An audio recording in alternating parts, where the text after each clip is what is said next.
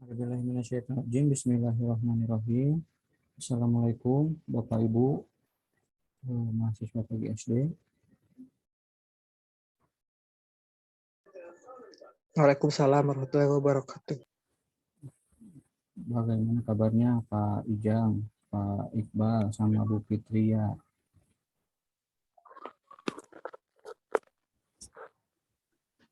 Alhamdulillah baik, Pak. Alhamdulillah baik.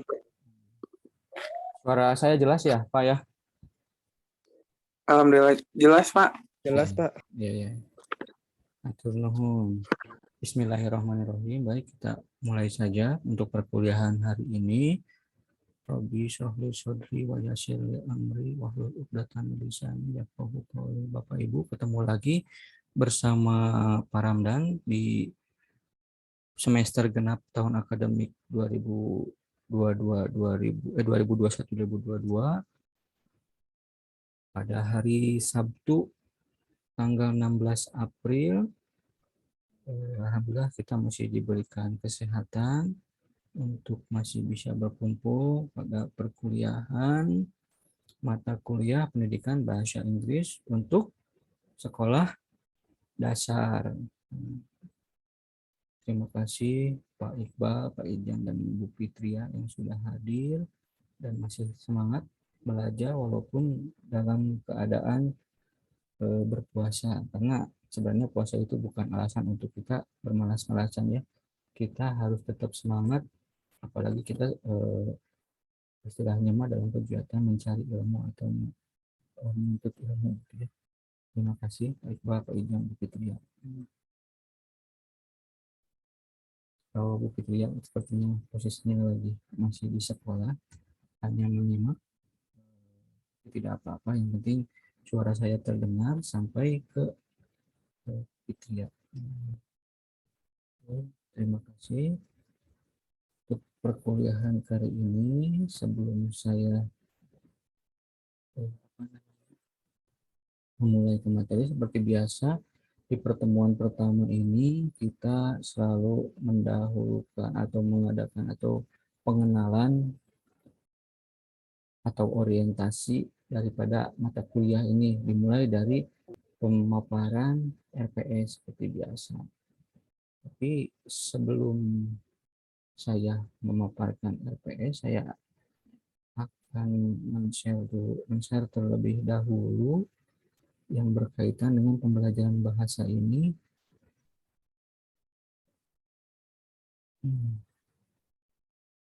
Ada yang disebut dengan General English, di mana ketika kita belajar bahasa Inggris atau bahasa apapun, sebenarnya sebelum kita belajar berkaitan dengan structure atau grammar atau susunan kata, dari semua bahasa apapun itu biasanya diawali dengan belajar berbicara, menulis, membaca, dan mendengar atau menyimak.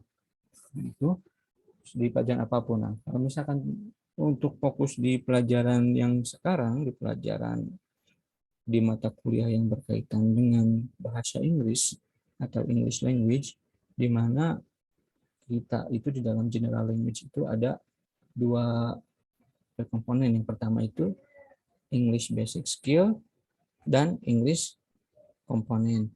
Nah, di mana ketika kita mengajar di sekolah dasar, biasanya yang diajarkannya itu English basic skill, terutama di kelas rendah, di mana di sana kita sebagai guru sekolah dasar atau guru SD akan mengajarkan yang namanya speaking, writing, reading, and listening, yang termasuk ke dalam basic skill di dalam pembelajaran bahasa Inggris. Nah, jadi yang saya harapkan nanti untuk Bapak Ibu semuanya, mahasiswa PGSD khususnya, di mana ketika Pak Ijang, Pak Iqbal, Bu Wirati, Bu Fitri, sama Bu Denis nantinya ketika mengajar di sekolah dasar, diharapkan ketika mengajar bahasa Inggris, Bapak Ibu ini semuanya minimal bisa atau menguasai English basic skill, di mana Bapak Ibu bisa berbicara menggunakan bahasa Inggris speaking, bisa menulis atau writing, bisa membaca, reading, dan yang terakhir itu listening. Jadi diharapkan Bapak Ibu sudah menguasai basic skill dari English language. Tuh, nah itu mungkin untuk perkenalannya. Nah, makanya saya nanti sebelum memaparkan yang berkaitan dengan perkuliahan nanti kita detailnya sebanyak 16 pertemuan dalam perkuliahan pendidikan bahasa Inggris SD ini, saya ingin di awal itu ingin memberikan tips untuk Bapak Ibu supaya minimal nanti ketika Bapak Ibu ngajar anak-anak atau ngajar siswa nantinya Bapak Ibu minimal bisa berbicara, bisa menulis, bisa mendengarkan atau bisa membaca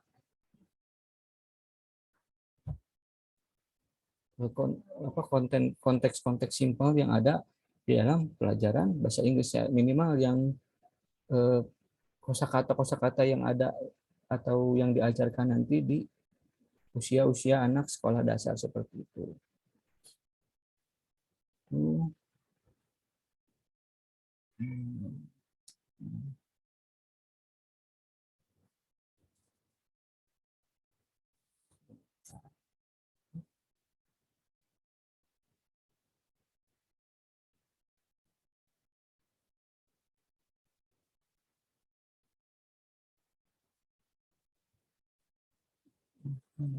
Ada beberapa tips supaya Bapak Ibu istilahnya bisa berbicara seperti layaknya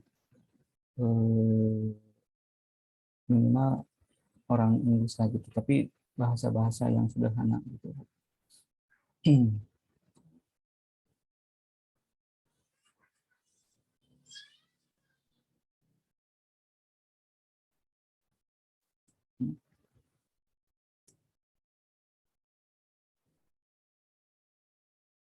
Sudah muncul ya tampilannya Bapak Ibu di layar handphone. Pak Ijang gimana? Udah muncul? Pak Ijang? Pak Iqbal udah muncul ya ininya? Udah, Pak. Udah, Udah, oke. Pak. Terima kasih. Oke, today we gonna learning English for the primary school. The first meet di mata kuliahnya pendidikan bahasa Inggris SD ini, I try to get a couple tips. You can speaking like a native English speaker. Jadi saya akan memberikan tips Bapak Ibu, beberapa tips di mana Bapak Ibu supaya minimal bisa berbicara bahasa Inggris. Jadi supaya nanti ketika kita jadi sebagai seorang guru tidak sampai di istilahnya mah di apa ya, dikoreksi sama si siswanya, Pak bukan gitu cara ngomongnya, minimal kayak gitulah, nggak sampai direvisi oleh siswa kita seperti itu, supaya apa, supaya wibawa kita sebagai seorang guru tetap terjaga. Namun di sini sama juga seperti Bapak Ibu, sama juga saya juga masih belajar dalam pembelajaran bahasa Inggris ini. Jadi kita sama-sama sharing, sama-sama diskusi, sama-sama berbagi tips, sama-sama belajar yang berkaitan dengan pembelajaran bahasa Inggris ini. Seperti itu ya Bapak Ibu ya. Oke, the classmate today we gonna to learning English speaking. Di mana tips yang pertama, the first one, di sini saya akan bacakan dulu. The title is 10 ways to stop translating in your head. Jadi tips yang saya akan share ini supaya Bapak Ibu nantinya di sini ada 10 jalan untuk kepala supaya pikiran Bapak Ibu tidak selalu menerjemahkan apa-apa yang berkaitan dengan bahasa Inggris. Jadi istilahnya mah supaya si apa namanya, pikiran Bapak Ibu tidak selalu ingin menerjemahkan dari bahasa Indonesia ke bahasa Inggris, bahasa Indonesia ke bahasa Inggris, bahasa Indonesia ke bahasa Inggris, tapi otomatis atau refleks nantinya ketika Bapak Ibu melihat objek like glass or a door or blackboard or whiteboard or computer or some book or another, ya apapun itulah, nanti Bapak Ibu jadi otomatis langsung yang terpikirkan di memorinya Bapak Ibu nantinya itu sesuatu dengan kosakata, dan kosakatanya itu langsung kosakata yang langsung kosakata Inggris, bukan kosakata Indonesia lagi, seperti itu. Jadi di sini judulnya 10 ways to stop translating in your head. The first one, tips number 1. Yang pertama, coba Pak Ijang, please baca. Number 1, Mm-hmm. identify objects around you in English. Identify object around you in English. Please follow me, Mr. Ijang. Identify Identify object object around object around around you you in English. English. Ada asnya belakangnya English. English.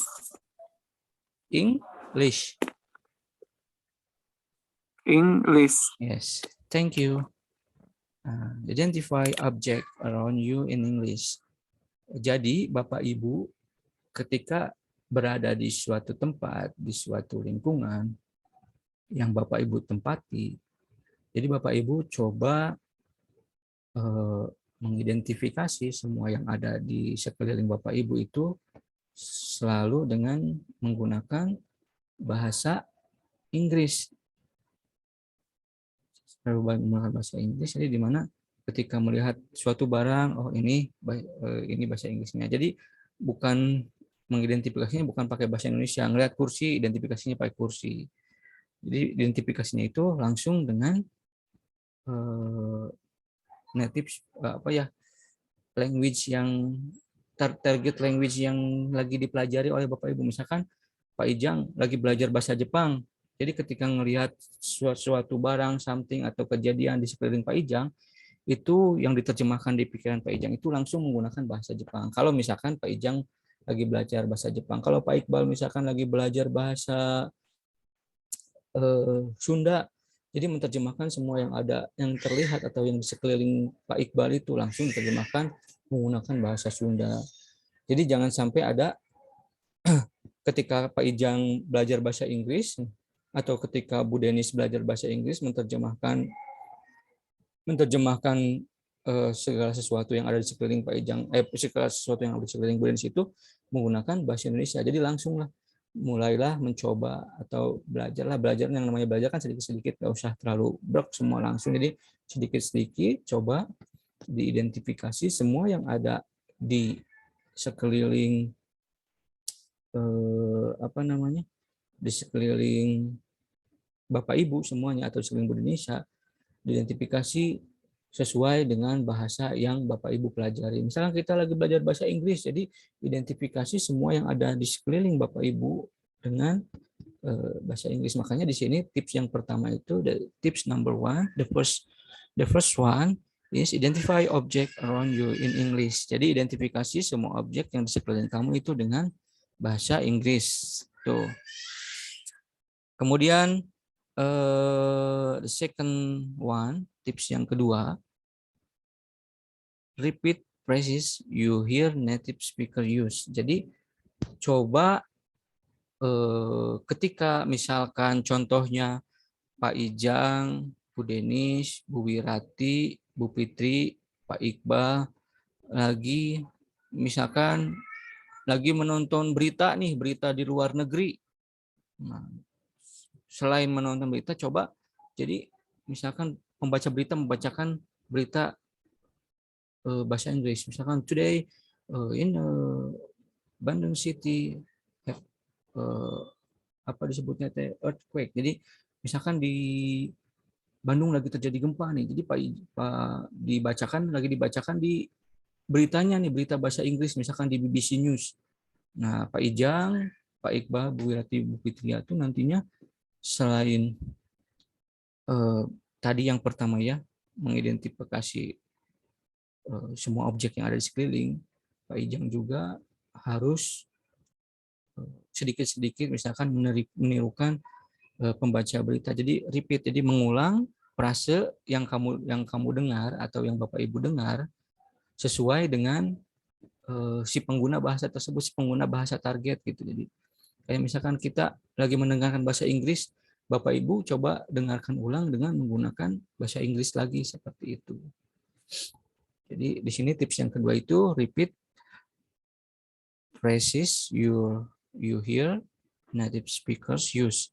Jadi apapun yang dikatakan native speaker coba Bapak Ibu ulangi sampai suaranya itu atau dari logat, dari ekspresi, dari sounds-nya mirip dengan yang dibacakan oleh pembaca berita yang tadi seperti itu, atau dari native speaker apapun, boleh dari baca berita nanti Pak Ijang ininya atau Bu Denis, Bu Fitri mengidentifikasinya, boleh dari nonton TV TV luar negeri, boleh dari YouTube, boleh dari film, misalkan film-film Inggris. Nah, dilihat nanti coba mengulangi frase yang dikatakan atau yang didengar sama Bapak Ibu dari yang dikatakan oleh si pemain atau si aktornya atau si aktrisnya seperti itu. Tuh. And then kemudian di tips yang nomor 3,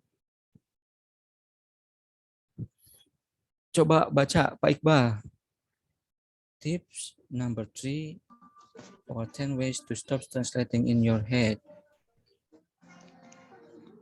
Apa Pak Make a Iqbal? situation where you can escape into your native language. Oke, thank you Pak Iqbal. Jadi seperti ini ya, ketika kalian menemukan huruf E itu dibacanya I. Menemukan huruf A dibacanya E.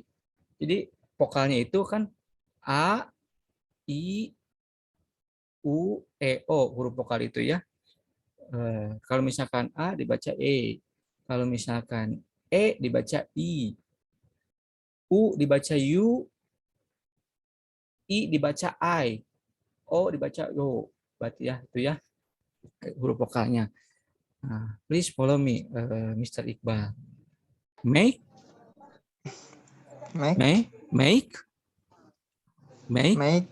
a situation where you can escape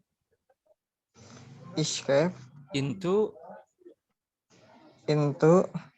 your native language. Language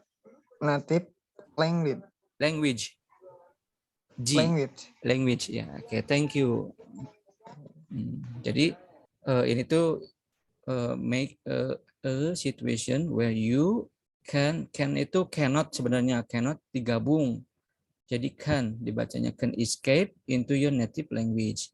Jadi di sini tips yang ketiga itu buatlah situasi di mana kamu tidak bisa atau tidak dapat kabur dari native language. Jadi orang yang berbicara apa ya disebutnya native language, orang yang berbicara jadi sesuai dengan bahasa yang ingin Bapak Ibu pelajari. Misalkan Pak Ijang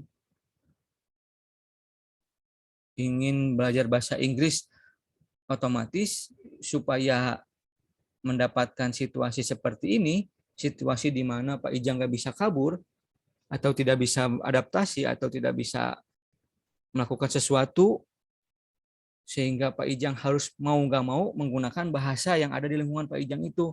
Jadi menempatkan Pak Ijang, misalkan Pak Ijang lagi atau Pak Iqbal nih lagi belajar bahasa Inggris.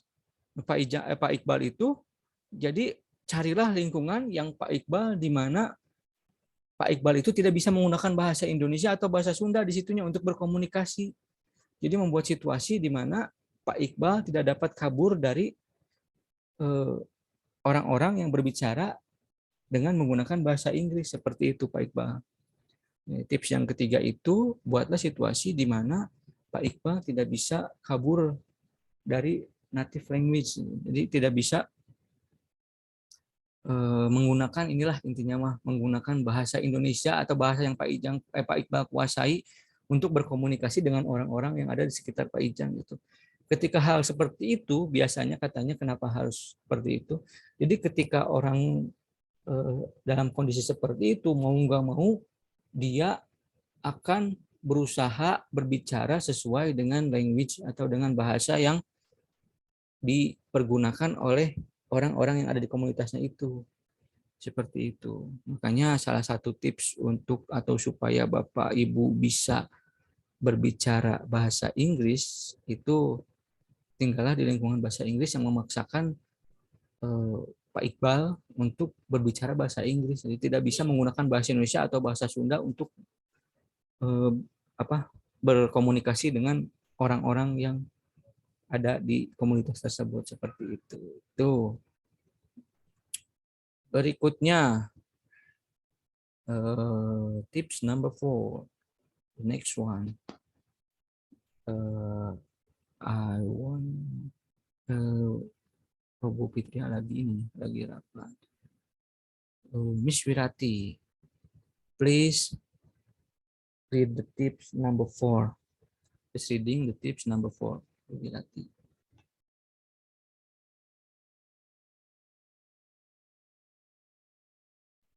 Halo Bu Wirati, hadir?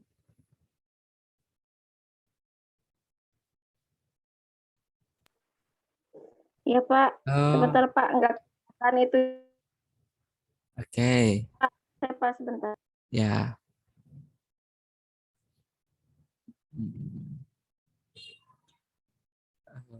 Mr. Ijang, please try to reading the tips number 4. Then wait. Number 4. Yes. Watch TV. Iya Pak, bacanya TV. Ya, watch TV. Watch TV and movies in your target language without subtitles.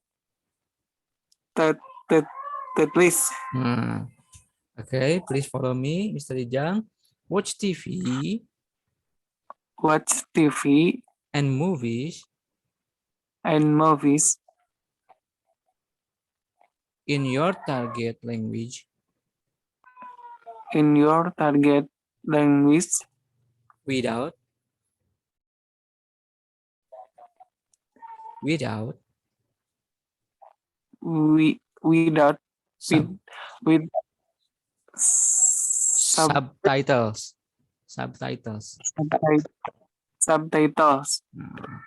Watch TV and movies in your target language without subtitles. Language without subtitles. Without subtitles. Okay, thank you. Please repeat, Mr. Ijang. Watch TV and movies in your target language. Movies. Watch TV and movies. Watch TV and movies in your target language without subtitles. Okay, thank you. Once more, please repeat, Miss Wirati. Tips number 4. Watch TV and movies in your target language without subtitles. Without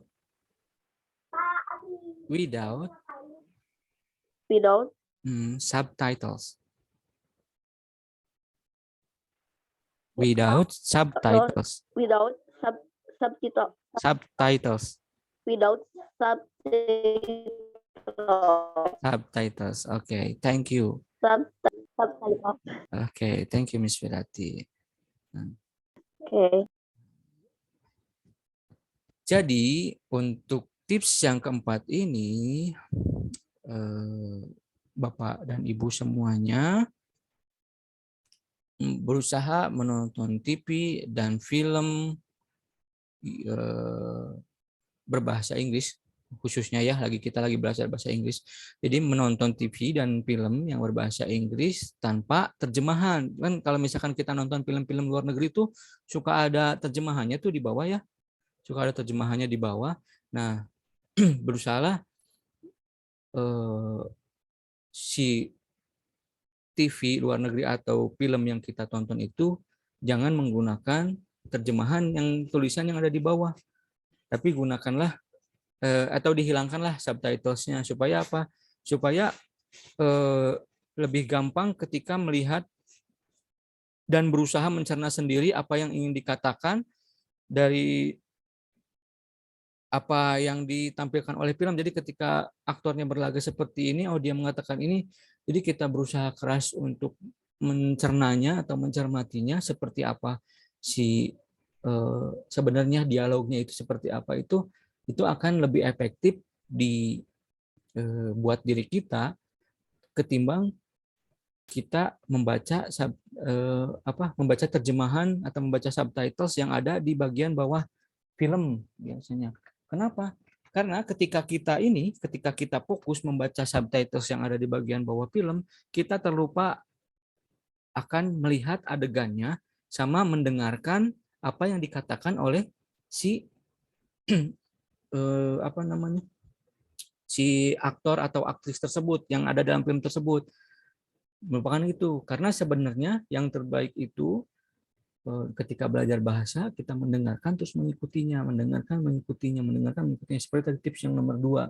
Selain kita melihat dan mendengar, kita juga berusaha untuk mengikuti frase yang diucapkannya oleh si native speakers-nya atau orang yang berbicara bahasa target yang sedang kita pelajari, seperti itu.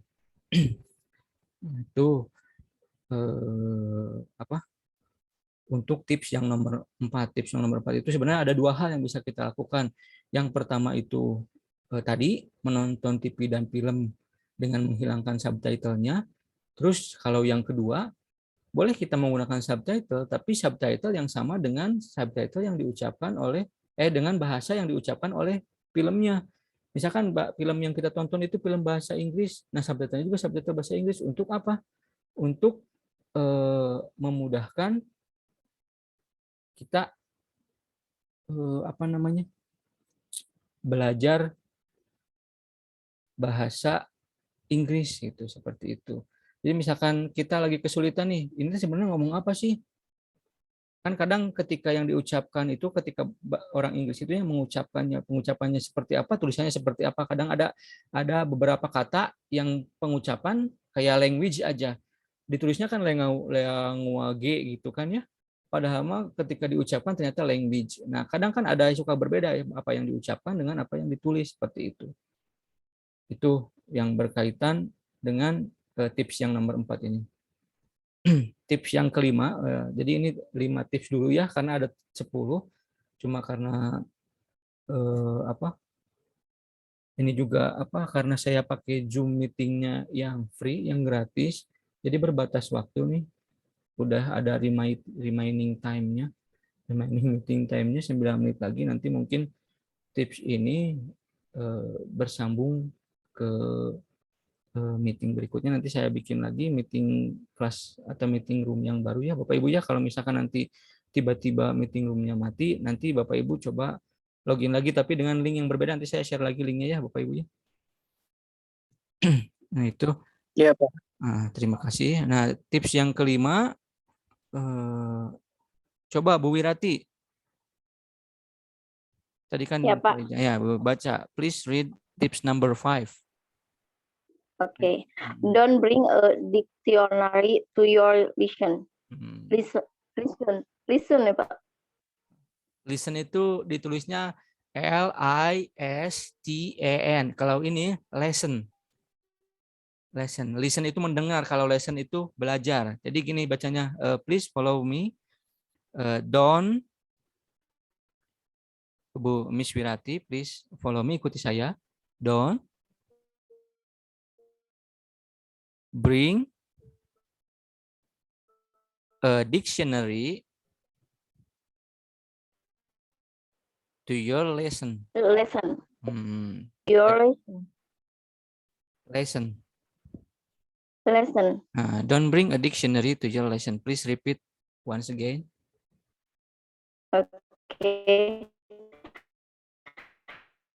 Don't bring a dictionary. Dictionary. Don't bring a dictionary to your lesson. Dictionary. Dictionary Yes. to To- your lesson. To your lesson. Oke, thank you Miss Wirati. Jadi ini untuk tips yang kelima ini, don't bring a dictionary to your lesson, di mana jangan membawa kamus, ya pokoknya mah jangan berusaha membawa kamus ketika kalian lagi belajar bahasa Inggris. Apalagi kamusnya kamus digital kan sekarang udah rame nih Google Translate. Karena nanti ketika kalian ingin tadi misalkan di posisi yang nomor mana teh? Make a situation, don't escape. Ya, yang ketiga, di situasi di mana kalian sedang di lingkungan itu, kalau misalkan kalian bawa kamus digital kayak Google Translate kayak gitu, nanti setiap ngobrol sama native speakers atau sama orang Inggris yang ada di dekat Bapak Ibu, nanti pasti Bapak Ibu mengatakan just a moment please wait. Jadi suruh nunggu dulu, ngetik dulu baru ngomong, yang diketik di situ ketik dulu baru ngomong. Jadi kan istilahnya mah itu nantinya malah bikin kesel orang yang ngobrol, misalkan salah satunya itu ya, bikin kesel orang yang ngobrol atau native speakernya. Yang kemudian yang kedua, jadi memori kita atau pikiran kita tidak diajak untuk berusaha mengasah, mengumpulkan vocabulary atau pronunciation dalam bahasa Inggris untuk melakukan sebuah percakapan. Nah itu seperti itu. Jadi pokoknya tips yang kelima itu jangan sekali-kali atau janganlah wajib, bukan jangan membawa kamus dalam pembelajaran. Jadi ketika belajar atau ketika latihan atau ketika mempelajari bahasa atau lagi mempelajari speaking, writing, itu Bapak Ibu jangan sekali-kali membawa kamus. Seperti itu.